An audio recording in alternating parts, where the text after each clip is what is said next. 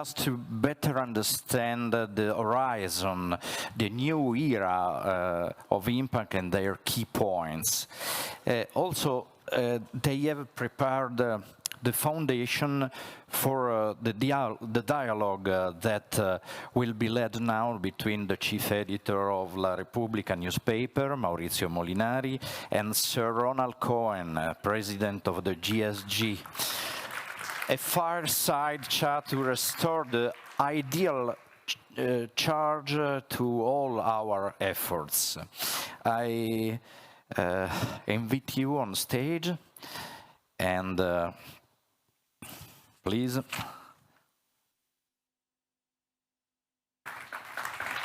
The stage is yours. Prego, direttore. Thank you so much. It's an honor, a pleasure to have here with us today Sir Ronald Cohen. Impact economy, in terms of ideas and vision, owes you so much. So, first of all, thank you for being here and being with us and sharing your time and vision with all of us. Let's start actually from Turin. We have the impact investing community gathering in Turin, and historically, as we know, is a manufacturing city. How do you see this match? Can impact economy be helpful to Turin to design its own future, to find the new challenges ahead? Maurizio, first of all, let me say what a great pleasure it is to see you not on Zoom, having had several conversations together previously. And secondly, since you talk about Turin, may I just congratulate the city of Turin and all the organizations, including our NAB, Social Impact Agenda per l'Italia, the foundations that have been involved, the Social Impact Torino, on putting together this fantastic gathering. Thank you. And so just to answer your question, Maurizio, there couldn't be a more appropriate place in which to say, on impact, the train has left the station. And being in Turin is very significant because Turin is becoming one of the leading hubs in Italy and therefore in Europe on this whole issue of impact. And it is a place which is famed for its industry, its business-like approach, its banking. And so having Turin as the location of this meeting is extremely significant in itself. Now, more or less, we have 9 years passed since the Impact Investing Task Force, the G8, when Prime Minister Cameron started, and now the new G7 Impact Investing Task Force. What happened in these 9 years? What was the big advances that you saw, and what is still missing to be done? It's a world of difference. The G8 Task Force put on the world's agenda risk, return, and impact. It said for the first time, we see an invisible heart of markets guiding their invisible hand, and that invisible heart is impact. The G7 Task Force came out with a very important set of statements. The first is impact accounting is the destination. We're shifting to impact economies, and impact accounting is already developing to support them, to support the valuation of companies, both on the basis of profit and of impact. And the work at Harvard Business School, which Katie Pannella talked about a bit earlier, shows already that in many sectors, Maurizio, the companies that pollute more are worth less than their competitors. So we have gone from noticing a trend to risk, return, impact, $13 trillion of ESG then, to saying now impact economy is a destination.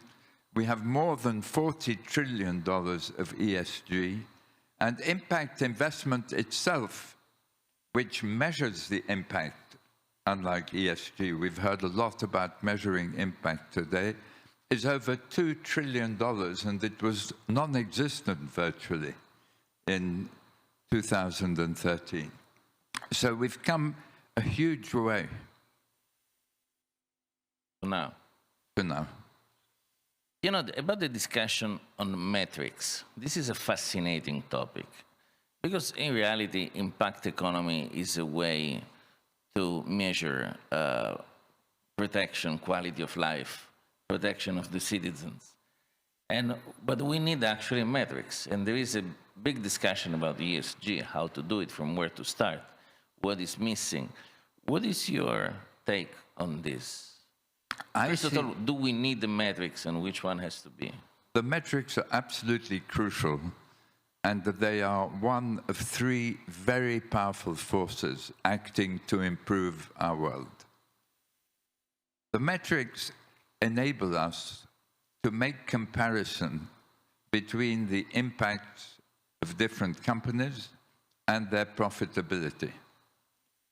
From those figures, you can calculate how much a company is going to have to spend in order to fix its carbon emission, or its employment practices, or redefining its product offering so that instead of harming health because of too much sugar content, it improves health with more fiber content. So the transparency today is a way of shifting the goalpost. It's already happened. It's a way of measuring the performance of companies with two goalposts, profit and impact. The other two forces are the force of technology, which is embodied here also in this magnificent OGR center. And this force of technology today, through artificial intelligence, through machine learning, through augmented reality, by bringing the genome and computing power together, is enabling us to deliver impact in a way that humanity could never have conceived of previously. And it's a second tech revolution that is happening, with the impact thinking and technology coming together to disrupt every sector where there's negative impact and there could be positive impact. We've seen it with Tesla in the automobile industry. We're here in Torino, one of the cradles of the automobile industry. Who would have thought 20 years ago that Tesla, whose goal was certainly to make money, but to shift the automobile industry away from the combustion engine, would have achieved its goal? We haven't got only electric vehicles, but the world's automobile industry has shifted, and build a $1 trillion company at the same time. And those are the companies in the future, and they're coming of the future, and they're coming in healthcare. They're coming in education. They're coming in fintech. They're coming in other forms of transport. They're coming in the construction industry. $25 billion of venture capital last year went into climate-related ventures. So we are seeing a massive effort now to use innovation to achieve positive impact. And it's a new generation of entrepreneurs, and that brings me to the third force, which is the change in values. What really marks our epoch is a change in values away from making money without worrying about the consequences, to striving to make money and to improve lives and the planet at the same time. And that's what the millennial generation wants. It doesn't want to work for companies that are creating harm socially or environmentally. As you know, It became noticed by investors who worried about the profitability of their portfolios because of these changed preferences, and who too felt to the pressure of their customers to align their portfolios with their values. And so if you take the change in values, the leaps in technology, and the transparency, you can see why the GSG believes that we are reshaping capitalism. And we're reshaping it, Maurizio, out of necessity. Because underlying the change in values is a fear among young people initially that actually our existing economic system is destroying our planet and our society. Black Lives Matter, the huge gaps between rich and poor, which are at a peak that was only equaled before the 1929 Wall Street crash. The climate challenges that we face, the evidence of climate change that we see on an almost daily basis, have created a sense in the younger generation, which incidentally today, millennials and later generations comprise 60% of the workforce in the United States. They're no longer a minority, but have created a sense that we have to change the system. And governments haven't really played their role yet in doing that. It's being done mainly by the private sector. Philanthropists, too, have been behind the game in understanding this. But perhaps the Ukraine crisis now will accelerate all this. We will arrive to Ukraine in a while. I agree with you about, of course, the need to reshape capitalism. I agree about impact economy as a possible very strong answer to inequalities. The question is if the criteria has to be same criteria for different countries or not. For instance, if we take ESG, let's take the G. If we decline G in Japan, in Italy or Nigeria, inclusion may be very different things. So do we have to look at this criteria as really world and common criteria, or to decline same criteria in different countries in different ways? We need to contextualize them. Context, yes. We need to contextualize them. Putting it in a simplistic way, the value of a liter of water in a country which has plenty of water is very different from a country in sub-Saharan Africa.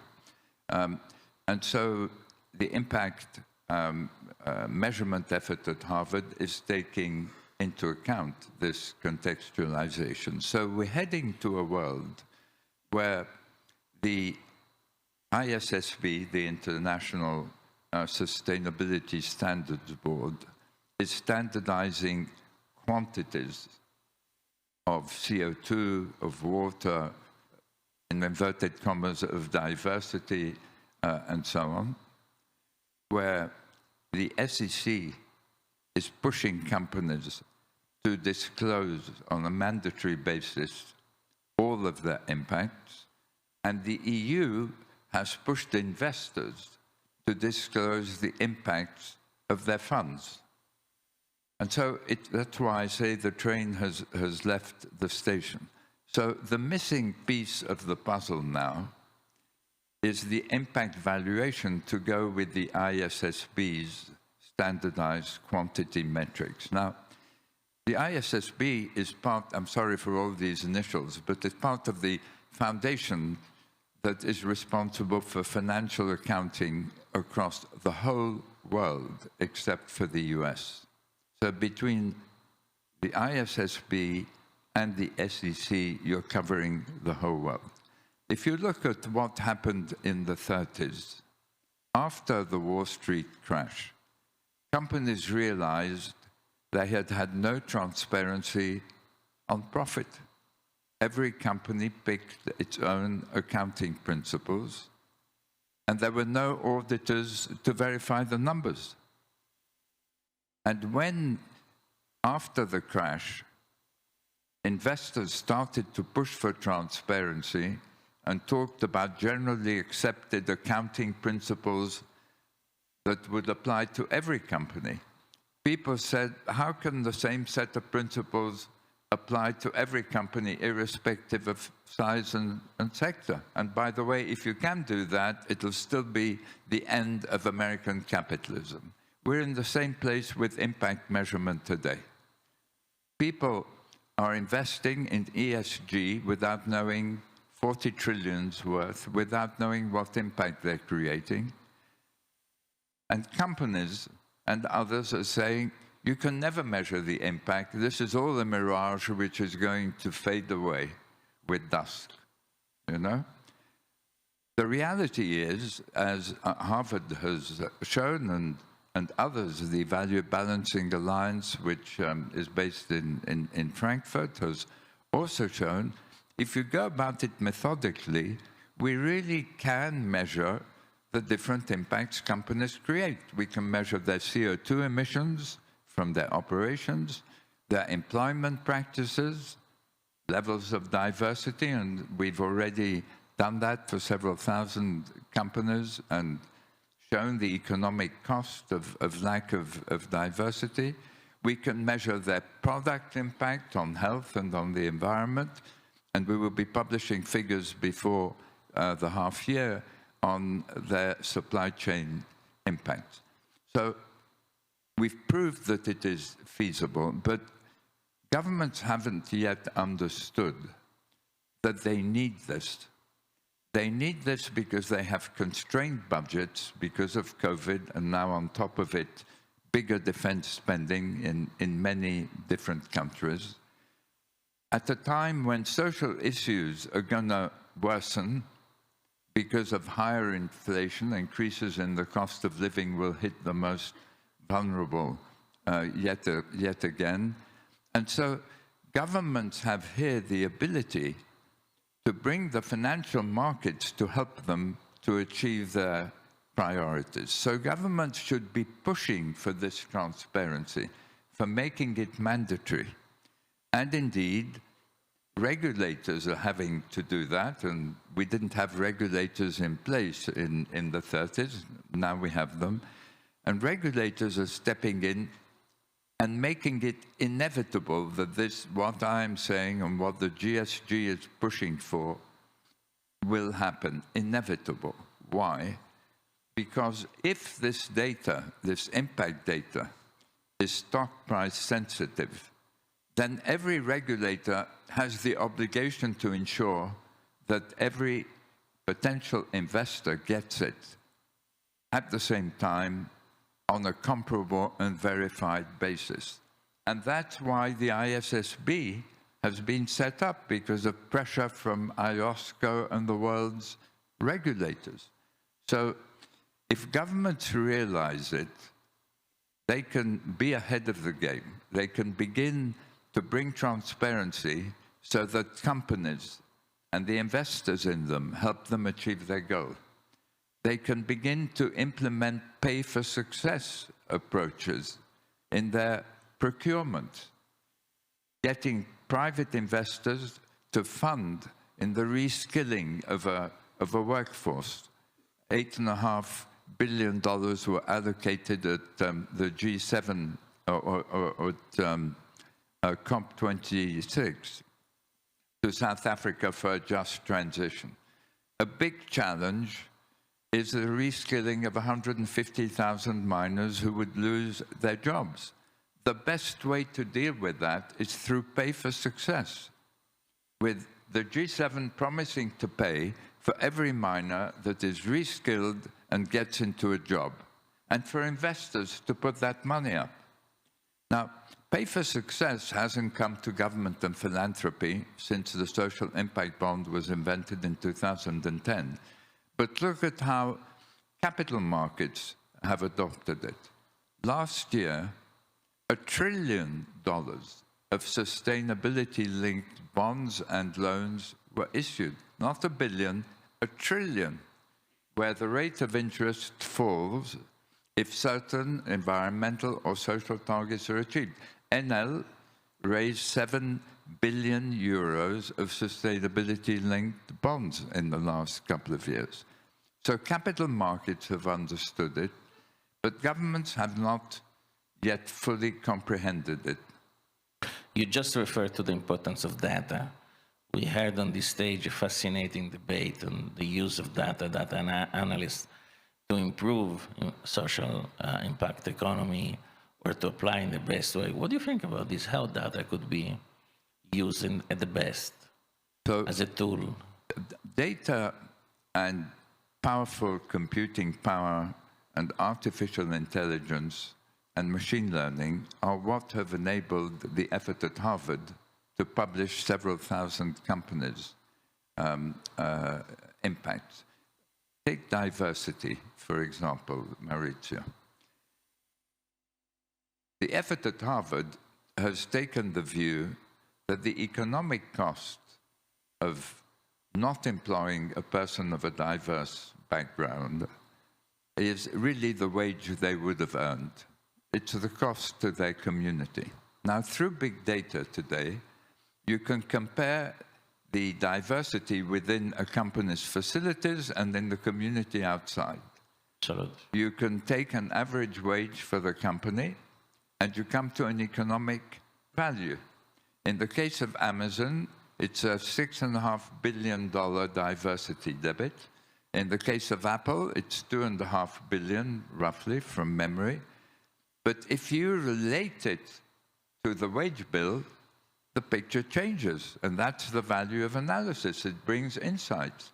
Amazon's diversity debit as a percentage of wages is 16%, and Apple's is 24%. So now you begin to see how you use this data to bring insights to the impact performance of a company. And if investors judge that they prefer to invest in a company which has positive impact or which has improving impact, we can't disengage from every fossil fuel company in one go today.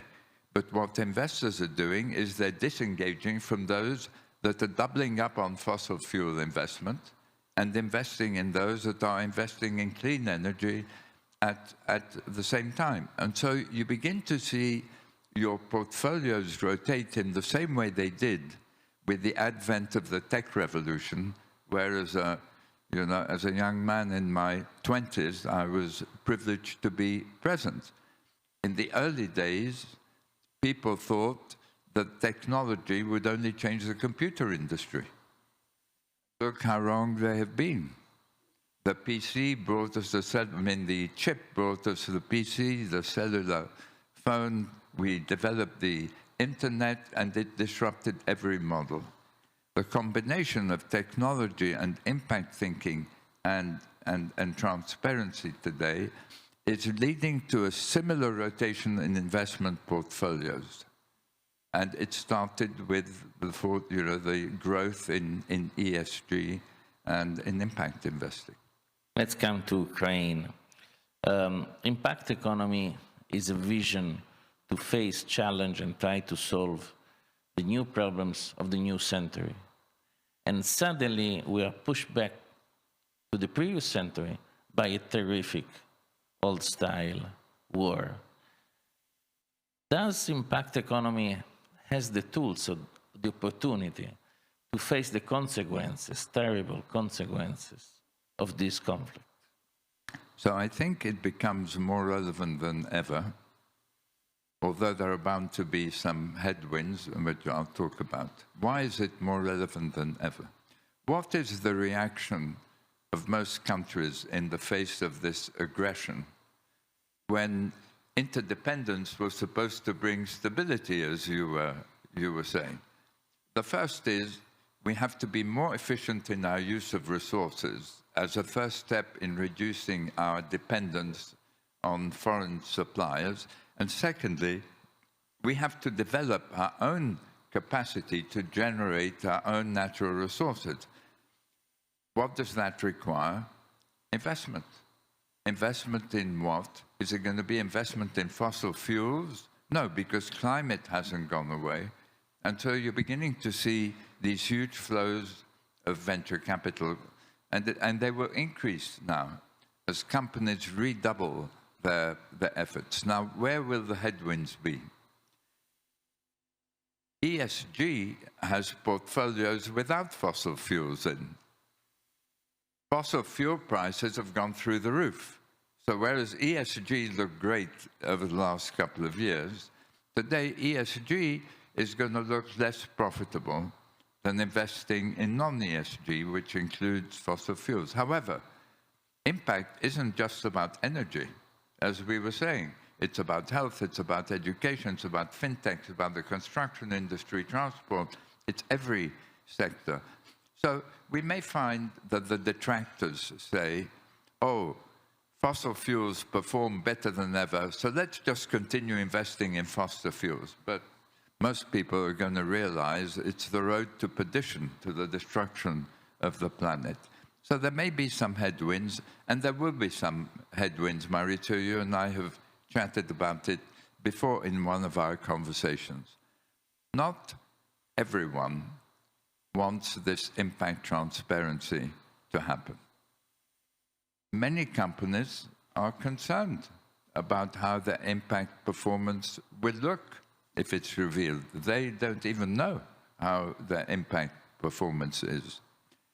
And so we find ourselves in a situation where we're likely to get pushback through the law courts. Maybe we may find different interest groups suing regulatory agencies or other efforts to bring this transparency. But we will also see the other side of this. I'm told there are 1,500 lawsuits in the United States against companies for climate damage, and that there are over 50 in Europe. And so we're going to go through something similar to what happened 50 years ago, when the Milton Friedman doctrine came in, and people began to sue companies for not maximizing profit. And now the lawsuits are going to come for not optimizing impact. So it's not a transition which is going to happen without some people pushing back. But it has to happen because there's no other solution to our climate problems for a start, and to many of our social problems. The trick is to realize that it's not governments that create pollution, it's companies. And our existing economic system leads companies to create pollution in the search for profit because they've been trained to ignore it. Do you see autocracies having a similar approach to ESG? I think market economies will eventually gravitate to impact measurement and impact investment. If you think of China, China happens to have the biggest fleet of electric buses in the world. I think it may be bigger than the world's electric bus fleet combined. I'm not sure.